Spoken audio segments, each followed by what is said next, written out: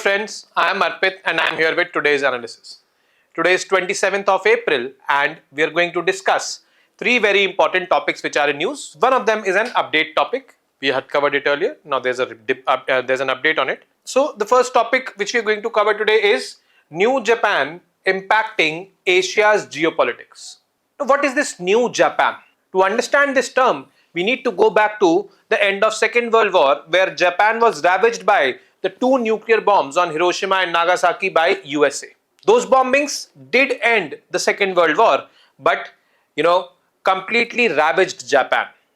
Since then, Japan adopted a very passive stance, did not come on the forefront, did not focus on developing itself militarily. Rather, it focused itself on developing itself on economic terms. By 1972, it became the world's second largest economy after USA, and now Japan has started to focus upon military development. That is why this New Japan is there. It is definitely going to impact the geopolitics of Asia, and presently it is in favor of India, because India believes that a multipolar Asia is or should be there at the core of the multipolar world. Inheritance tax. Sam Pitroda's comments on this particular issue has sparked a new debate in the electoral processes in the country. Well, he took the example of USA's inheritance tax, where a person possessing a substantial amount of wealth dies, 75% of it is taken by the government, by the state, and redistributed, and 25% is passed on to the inheritors. There was such kind of a tax here in India also, introduced in the year 1953, continued till 1985, and discontinued thereafter. Will this kind of taxation be introduced or reintroduced in India? Because it has been talked about even after its abolition in 1985, where it is less likely, although Article 39B of the Constitution, which talks about redistribution of wealth, avoiding concentration of wealth, is in line with this. Next is Supreme Court on mandatory VVPAT. This is an update news, and there was a case filed by the opposition leaders in the Supreme Court making VVPAT mandatory for all the polling stations in any constituency across the country. Supreme Court, while carefully hearing the case, said that VVPAT cannot be made mandatory in all the polling booths. If it is done, then it will be equivalent to having paper ballots. There will be no usage of EVMs then. So the old practice where only 5 polling booths in a constituency will be there, where VVPAT verification will be there. So let's get started with the first topic, and which is all about Japan. Now this country, a small island country in East Asia, and this country basically was one of the superpowers during the Second World War. The Second World War was fought between the Allied powers and the Axis powers.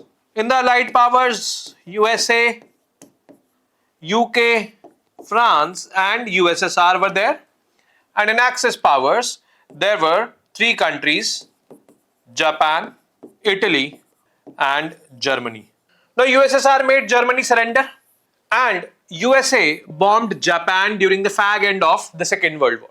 This bombing of USA, basically this bombing by USA of Japan, has been criticized by many political experts all over the world.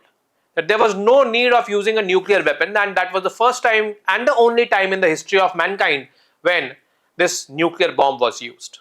Bombing of Japan actually shook Japan a lot. It caused physical destruction, no doubt about the fact, and that physical destruction was actually, there prevailing till now also. Like till now also, children born in Hiroshima and Nagasaki are deformed, full with deformities. The soil there is not so, I would say, fertile. Radiations are still there, traces of radiations are still there. It also, impacted the Japanese mentally a lot. It ended the Second World War, which was the objective of USA of these bombings. But it finished a country almost, that is Japan. Japanese, they are known for their resolute willpower. The Japanese people are hardworking. They stood up, and this time they did not want to become a military superpower, because they had borne the consequences of being a military power by those bombings. So Japan's focus post the Second World War was not on developing military, rather than it was on developing its economy. And They worked really very hard for this in the 1970s. By 1970s, early 1970s, they were the second largest economy of the world. They became allies of the USA. They signed multiple defense agreements with USA that in case any country attacks Japan, USA on behalf of Japan will attack that country. So the need for developing, I would say, this military strength was not felt by Japanese. This was the main focus. But now, this new Japan is here. This new Japan is focusing upon military development. Why this change? Why it shifted? This we will see in this particular article as well. Now, what is the change that Japan is undergoing? So first of all, after this World War II, which I already explained, Japan adopted a policy of pacifism or passivity. It avoided building significant armed capability, limited its defense expenditure, and refused to participate in military conflicts anywhere. Japan's passivity was compensated by its bilateral military alliance with the United States. Japan was free to focus its energies on rebuilding the economy and becoming a commercial and technological powerhouse. By the 1970s, Japan became the world's second largest economy. Now, what is the change today we are talking about? New Japan, we are talking about what it is. Japan is set to become a major military power, transform its famed civilian industrial capabilities into a military industrial complex. And obviously, it was a US protectorate, means US was responsible for protecting Japan. It is now transforming into an American partner by building its military capabilities. Military capabilities simply means that defense expenditure has to be increased, defense production has to be increased, procurement has to be increased, its strategic presence has to increase all across the world. This is what is simply meant by the, I would say, increasing military power. Now, is this the first transition for Japan? Now we know that, 1940s, 1945, the bombings were there. After that, Japan went into passivity. Slowly and gradually, Japan started to realize that, we need to develop or we need to, extend our influence, strategic influence in the region. And strategic influence can be extended only if you have certain, I would say, military power. You cannot depend on others' military power like Japan was dependent upon USA's military power to extend itself military power or itself strategic influence. So in the early 2000s, in the first decade of this century, Japan mooted an idea. That idea was the idea of Indo-Pacific. The concept of Indo-Pacific. It was, proposed by the Japanese Prime Minister Shinzo Abe during his visit to India in 2007. And Indo-Pacific as such was basically a combination of the Indian Ocean and the Pacific Ocean. So if I roughly draw, this is India, this is Africa, this is Japan over here, a little bit far, this is Japan, this is North America, this is South America, this is Australia over here. Okay. So like this, and here is Pacific Ocean, from here is Indian Ocean, here is also Indian Ocean. So this entire region was Indo-Pacific, technically speaking. And the heart of Indo-Pacific was this, ASEAN, Japan and all wherever they are. Now in this Indo-Pacific region in 2004, there came a tsunami which caused a lot of damage, and in the aftermath of that disaster, 4 major countries in the region, that is India, Australia, Japan and USA, came together for relief and rehabilitation works. 2007, this concept of Indo-Pacific was mooted because these 4 countries were part of Indo-Pacific region. And simultaneously, the idea of Quad was also mooted. However, at that time, India did not pursue this idea of Quad that much. In all this, one fundamental thing was that China's growing presence in the Indo-Pacific region led Japan to talk about it too much. And that is why this is not the first transition for Japan. That was the first transition of Japan in the early 2000s. In the second transition unfolding today, Japan is matching its strategic ideas with military resources and political will to actively reshape this region. Why is Japan changing?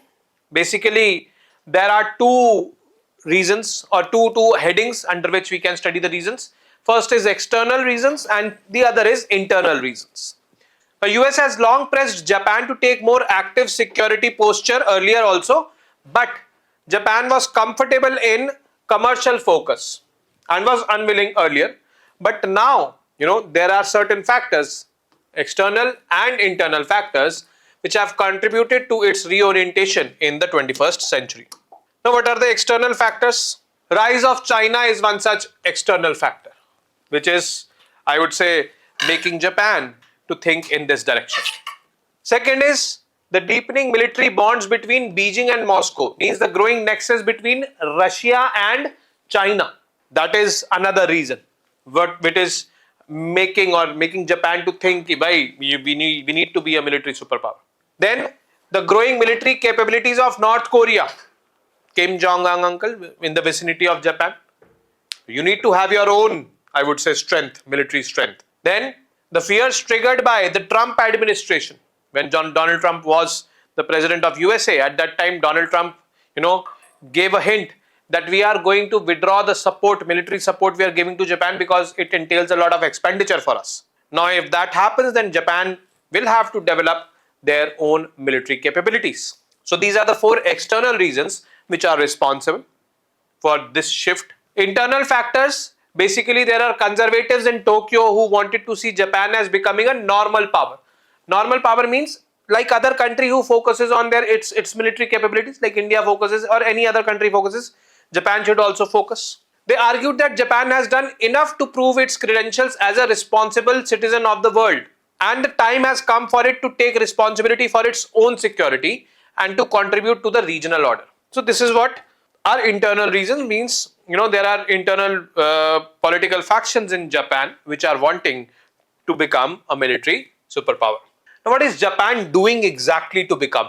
Why are we calling that, Japan is a new Japan? Now Japan is transforming or wanting to become a new Japan. Japan has done away with the historical cap on defense expenditure. Earlier, there was this historical cap of 1% of its GDP will be spent on defense. But now this cap has been removed, means more than 1% can be, spent. According to data from World Bank, in 2020, Japan's military expenditure touched 1% of the GDP for the first time in 6 decades. In 2022, it touched 1.1%. Now, Fumio Kishida, the present Prime Minister, his government has pledged to double annual defense spending to around 10 trillion yen, which is $68 billion by 2027, that is 3 years down the line.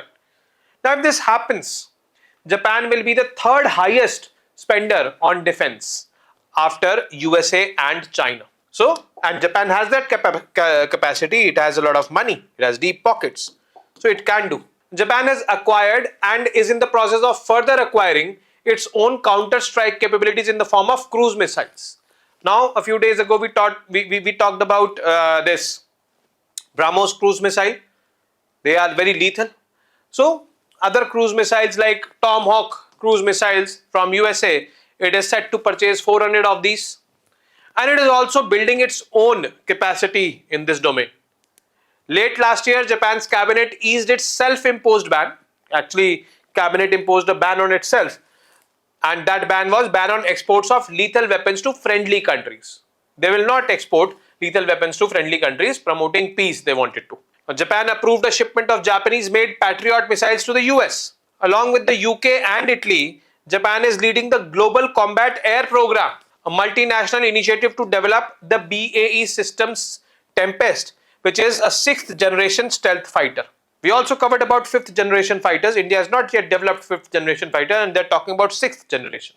During Kishida's visit, Japan and the US finalized the creation of a joint military industrial council to facilitate co-production of weapons. So Japan is also focusing on co-production of weapons, and Japanese are very good with technology. So let us see how the Japanese technology in weapons will perform. Now, Japan and the US are in the process of revising the command and control framework. Now, what is this? Currently, US operates military bases in mainland Japan and Okinawa Island in Japan. But its command structure is in the Hawaii. Hawaii is an island which is situated near USA. The headquarters of US Indo-Pacific Command. A joint operations command will be set up in Japan going forward. So, not only I would say military bases, but command centers will be also there in Japan, which will definitely change Japan's position. What is the impact on India? This is something which should concern us and should be of concern to us. Actually, India as such till now doesn't have any problem by this shift of Japan. We have good relations with Japan. We had good relations with Japan. So we are expecting that if Japan develops its military capabilities and in future if India wants certain weapons from Japan, we can get priority. Although we are also looking to become Atmanirbhar in this domain as well. But yes, you cannot cut yourself off completely from the world. We may have one more supplier in the form of Japan. India has not issued a formal reaction to the recent changes in Japan's policy as of now. But India has no quarrels with Japan's historical role in Asia. Now, India's bilateral relationship with Japan has acquired a political character over the last 2 decades. Political character since Shinzo Abe has promoted the idea of Indo-Pacific and Quad to us. Since then, otherwise it was purely economical. Potential for military cooperation between the two countries remains unrealized, and there is scope for New Delhi and Tokyo to discuss military-industrial collaboration. At the end of the day, a politically resolute and military strong Japan can build a stable Asian equilibrium and is a positive development from the Indian perspective because China will be contained by doing so. Now it contributes to India's objectives of building a multipolar Asia in a multipolar world. So we've iterated this multiple times that multipolar Asia should be there at the core of a multipolar world. Multipolar Asia where there are multiple poles, like West Asia is one pole, India is one pole, China is one pole, Japan is one pole, Southeast Asia is one pole. So this basically is what India's vision is, and as such no reaction as of now, and I don't think so there will be any harm to India from this new Japan. Next is inheritance tax. Now this person Sam Pitroda described inheritance tax in the United States as an interesting law. Prime Minister Narendra Modi alleged that the Congress would snatch properties and belongings of the people and redistribute it to members of a particular community, that is the Muslims. Now since it is election, I would say, atmosphere going on, so there are these kind of allegations, cross allegations and all, counter allegations and all, these keep on happening. But for us as aspirants, it is important to understand the phenomenon of inheritance tax. Now, did India have such a law in the past? Actually, inheritance tax, first of all, what it is? You inherit the property from your ancestors. Now, if there is an inheritance tax, you have to pay a tax to the government for inheritance of property. Now, in the United States of America, it is believed that 75% of the inheritance has to be paid to the state, 25% only you will be allowed to inherit. However, here in India, since there is no law presently, we cannot say anything about it. But yes, there existed a law. Now, the use of inheritance tax is a tool for redistribution of wealth to address the income inequality and has been discussed widely. Now, this redistribution of wealth is also part of the DPSPs, that is 39B, Article 39B of the Indian Constitution. But since it is a DPSP, it is not legally binding. India did have an inheritance tax once. It was introduced in the year 1953 and was abolished in the year 1985 by the government of Rajiv Gandhi. Now, ways of taxation. There are multiple ways of taxation in which taxation can be done. First is they are levied on the flow of income, which is called as income tax. As simple as that. The amount of income which is coming to you, flowing to you, on that income you have to pay the tax. Or at the time of transfer of wealth, when you are transferring your wealth, that time you have to pay the tax.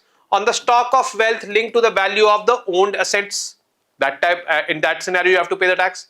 There can be a capital levy on income from wealth or ownership of assets. Inheritance tax, estate tax or gift tax. Tax can also be levied on a combination of income and wealth. So these are the ways in which taxation can be there. Inheritance tax in India. The now abolished law, which was introduced in the year 1953, was with a threshold of rupees 1 lakh and progressive rates from 5% to 40%. Progressive rates from 5% to 40% means as the amount which had to be inherited increased, the rate of taxation also increased. Means the richer you are, the more taxed you will be. Minimum taxation is 5%, maximum was 40%.